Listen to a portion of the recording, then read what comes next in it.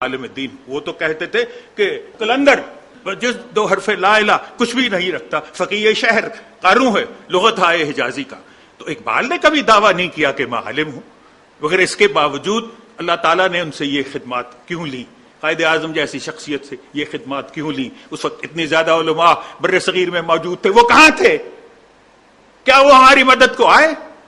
وہ تو سیکولر ہندوستان میں رہنا زیادہ پسند کرتے تھے اور پاکستان کے تو اسلام کے خلاف سمجھتے تھے. تو اگر فرض کیجئے ان لوگوں کی یہی ہیں جن کو مغربی دنیا نے سید جمال الدین افغانی، سر سید احمد خان، حضرت علامہ اقبال، حضرت قائد اعظم، ان ساری شخصیتوں کو جن کی طفیل ہم اس وقت آزاد ہیں اور یہ خیالات کا اظہار یہاں کر رہے ہیں، ان کی طفیل یہ ملک وجود میں آیا اور اللہ تعالیٰ نے انہی ہستیوں سے ہمارے لیے کام لیا. تو اب بات میں جدید جو اعتدال پسندی یا کہہ لیجئے روشن خیالی ہے اس کا ذکر بعد میں کروں گا. یہاں میں صرف اتنا عرض کرنا چاہتا ہوں کہ ان شخصیات نے ہمارے سامنے یہی ان کا پیغام ہے کہ ہم نئی تعلیم حاصل کریں. سائنسی علوم، علامہ اقبال تو کہتے ہیں کہ سائنس کے موضوعات میں دلچسپی لینا، نیچر میں دلچسپی لینا ہے، وہ بجائے خود ایک قسم کی عبادت ہے. سائنس کے علوم میں ترقی حاصل کرنا، ٹیکنالوجی کے علوم میں ترقی حاصل کرنا اقبال کے نزدیک تو عبادت سے کم نہیں. اور اسی وجہ سے تاکہ ہم دنیا میں آگے بڑھیں، اگر چاند تک کوئی اور کافر پہنچ سکتے ہیں تو آپ کو یہ اہلیت نہیں ہے کہ آپ اتنی ترقی کر سکیں کہ چاند تک پہنچ سکیں. اور اب بھی اگر فرض کیجئے جو ہمارا ایمپائر، لاسٹ ایمپائر تھا، آل عثمان کا جو لاسٹ ایمپائر تھا، وہ اگر قائم رہتا، اگر ہم نگاہ رکھتے کہ دوسری اقوام کس طرح ترقی کر رہی ہیں، تو یقینی امر ہے کہ یہ مسلمانوں کا امپائر فیل نہ ہوتا اور آج بھی ہم دنیا میں سربلندی سے پھر سکتے، ہم بھی اسی طرح پاورفل ہوتے جیسے یورپین اقوام پاور ہیں. آپ نے ہمیشہ ہمیں ڈرایا کہ بھئی الحاد آپ ملحد ہو جاؤ گے، آپ آگے نہیں قدم اٹھا سکتے، ملحد ہو جاؤ گے. ہمیں ہمیشہ وہ بتاتے رہے کہ جو اسلام میں رستے بند ہیں، ہمیں یہ نہیں بتاتے رہے کہ کون سے رستے کھلے ہیں، ہم کس طرح جائیں، دنیا میں ترقی کس طرح کریں. اب یہ مصائب ہیں جن سے ہمیں دوچار ہونا پڑا اور ہمیں علماء حضرات نے لیٹ ڈاؤن کیا.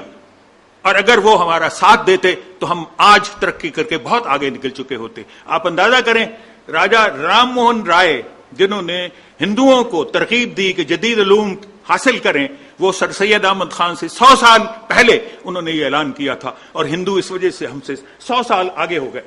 لیکن ہم اپنی کہہ لیجئے اپنی انا میں دبے رہے اور ہم آگے نہیں نکل سکے. ہم یہی نعرے بلند کرتے رہے کہ یہودیوں کا کافر ہیں، فلاں کافر ہے، فلاں کافر ہے، ایک دوسرے پر کفر کے فتوے لگاتے رہے. کبھی آپ نے سنا ہے کہ مساجد میں مسلمان کو مارتا ہے یا عبادت گاہوں میں ہم ایک دوسرے کو قتل کرتے ہیں؟ یہ کس قسم کے واقعات ہیں؟ یہ کس قسم کا اسلام ہے؟ ہم باقی دنیا کے سامنے کیا نقشہ پیش کر رہے ہیں؟ تو اب یہ حقائق ہیں جن سے روشناس ہونے کی ضرورت ہے. جہاں تک اعتدال پسندی یا کہہ لیں اعتدال پسندی کی تو اصطلاحی بے معنی ہے، چونکہ اعتدال پسندی کا تو ذکر کہہ لیجیے شدت پسندی کے ساتھ آتا ہے. جو متشدد ہو اس کو آپ کہیں گے کہ بھائی اعتدال سے کام لو، اس کا کوئی تعلق روشن خیالی سے نہیں ہے. لیکن یہ حقیقت ہے کہ جہاں تک روشن خیالی کا تعلق ہے، پاکستان بجائے خود روشن خیالی ہی کی بنیاد پر وجود میں آیا ہے، چونکہ اس پر علماء نے ہمیشہ اعتراض کیا. چند صرف علماء تھے جو قائد اعظم کے ساتھ تھے یا بعد میں شامل ہو گئے، لیکن اکثر علماء نے پاکستان کی تشکیل اور قیام کی مخالفت کی ہے. اور ہم سب جانتے ہیں جو حقائق سے واقف ہیں، ان کو پورا علم ہے کہ انہوں نے جس وقت ہمیں سب سے زیادہ ان کی ضرورت تھی انہوں نے ہمارا ساتھ نہیں دیا تھا. تو اب یہ حقائق سامنے رکھتے ہوئے میں تو صرف اتنا عرض کرنا چاہوں گا کہ جس وقت ہم روشن خیالی کا ذکر کرتے ہیں تو ہمیں اقبال یا قائد اعظم کے نقطۂ نگاہ سے سوچنا چاہیے، سید جمال الدین افغانی کے نقطۂ نگاہ سے سوچنا چاہیے، مولانا شبلی کی نقطۂ نگاہ سے سوچنا چاہیے. وہ روشن خیالی ہے جس کو ہم روشن خیالی سمجھتے ہیں. ہم نے یہ اصطلاح استعمال نہیں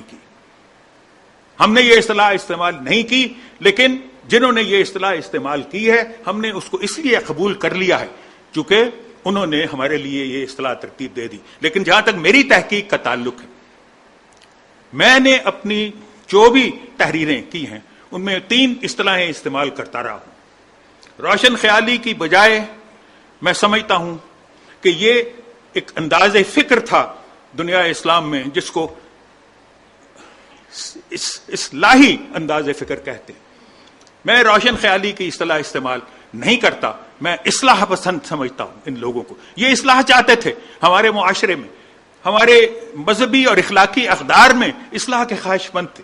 یہ شخصیات جن کی بنیاد پر ہم نے یہ ملک حاصل کیا اور دنیا اسلام میں اس کے سامنے ایک مثال بننے کی کوشش ہم نے اپنی طرف سے ہمارے زعماء نے کی، یہ اصلاح پسند تھے، ان کا نقطہ نگاہ اصلاحی تھا، یہ روشن خیال نہیں تھے، یہ اصلاح پسند تھے، یہ اصلاح چاہتے تھے۔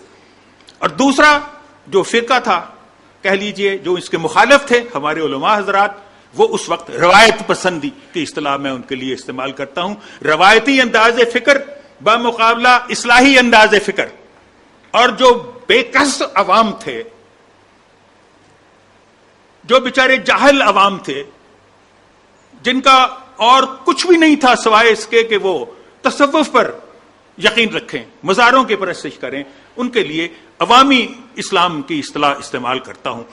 عوامی اسلام یا عوامی انداز فکر اسلام کے متعلق کیا ہے، اصلاحی اسلام انداز فکر اسلام میں کیا ہے، اور روایتی انداز فکر اسلام میں کیا ہے، یہ 3 چیزیں ہیں۔ میں نے تو اصلاح کبھی یہ استعمال نہیں کی جس کو آپ روشن خیالی کہتے ہیں۔ روشن خیالی ہماری اصطلاح نہیں ہے، یہ مغرب کی اصطلاح ہے، اور ہم اس کے مقابلے میں جو اصطلاح استعمال کرتے ہیں اور ہمیں کرنی چاہیے وہ اصلاحی انداز فکر ہے۔ اور میں اس پر فخر کرتا ہوں کہ اپنی طرف سے میری جو بھی کوشش ہے، میری تمام کوتاہیوں کے باوجود جو بھی میری کوشش ہے وہ یہی ہے کہ ہم اصلاح پسندی کی طرف جائیں، ہم اصلاحی انداز فکر اپنے آپ میں پیدا کریں، ہم ایک دوسرے پر کفر کے فتوے مت لگائیں، ایک دوسرے کی بات سنیں۔ میں جس محبت کی خاطر یہاں آیا ہوں وہ اسی بنیاد پر میں کہہ رہا ہوں، یہ میری مجبوری ہے کہ میں اس شخص سے محبت بھی کرتا ہوں، اس کا معتقد بھی ہوں، اس سے اختلاف بھی کرتا ہوں، لیکن یہ میرے لیے اختلاف ان کے ساتھ جو ہے وہ زحمت نہیں ہے، وہ اللہ تعالیٰ کی رحمت۔ شکریہ۔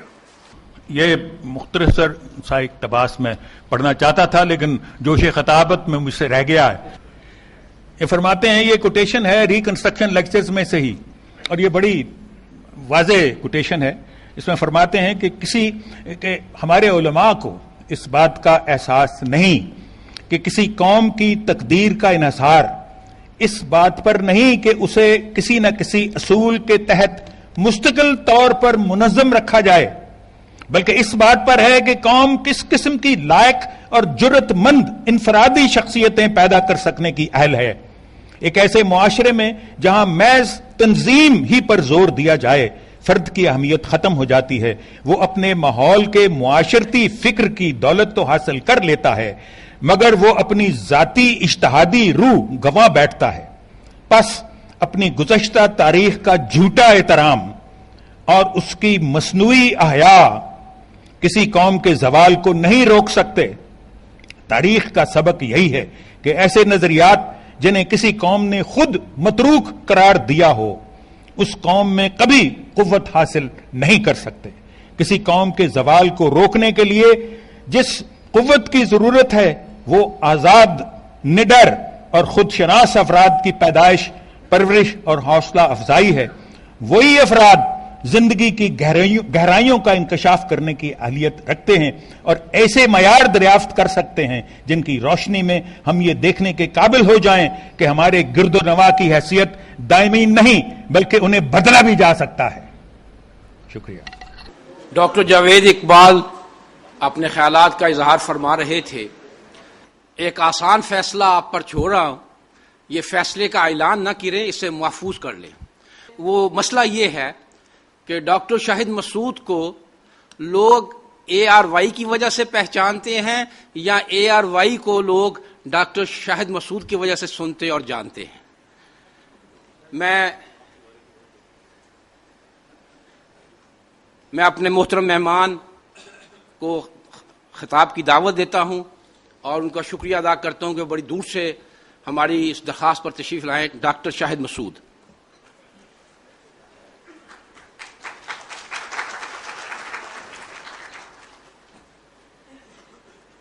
السلام علیکم جی. سب سے پہلے تو بہت شکریہ منتظمین کا کہ انہوں نے مجھے مدعو کیا یہاں.